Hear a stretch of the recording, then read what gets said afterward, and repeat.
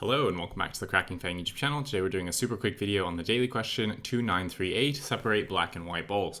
There are n balls on a table, each ball has the color black or white. You are given a 0-index binary string S of length n, where 1 and 0 represent black and white balls respectively.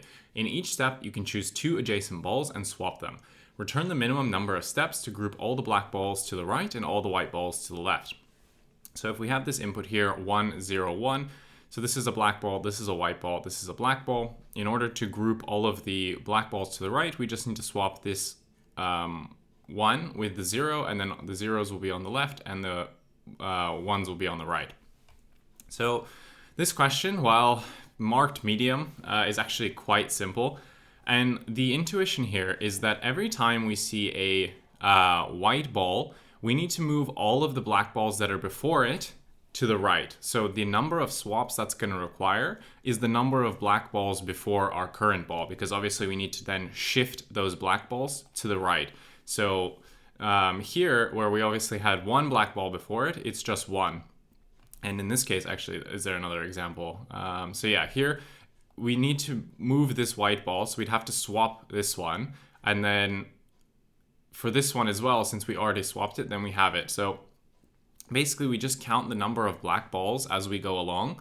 And every time we hit a white ball, all we're going to do is just add to our solution the number of black balls we've seen before. And that will actually give us our solution, because we just basically, that's how many swaps we need to do, is the number of black balls. So we need to make those number of swaps. So let's actually just code this up, and it's really simple. So the total swaps that we need to do is equal to the black ball count, and this is going to equal to 0, and we just need to go through each of the elements and basically do like I said. So we're going to say for ball in S, if ball equals to 0, then we simply just add to our solution. So total swaps, we're just going to add the black ball count. Otherwise, if it's a black ball, then obviously we just add that to the count. So we're going to say black ball count plus equals to 1. And there you go. All we need to do is just return the total swaps, and we're done.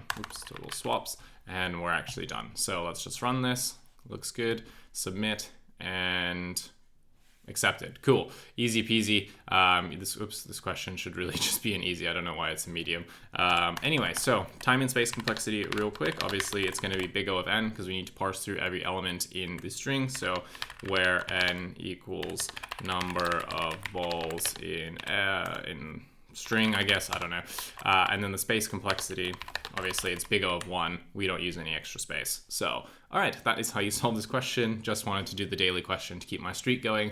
Otherwise, yeah, if you enjoyed the video, I'll leave it a like and a comment, although I doubt many of you will even watch this. Subscribe to the channel for more videos, and take care. I'll see you in the next one.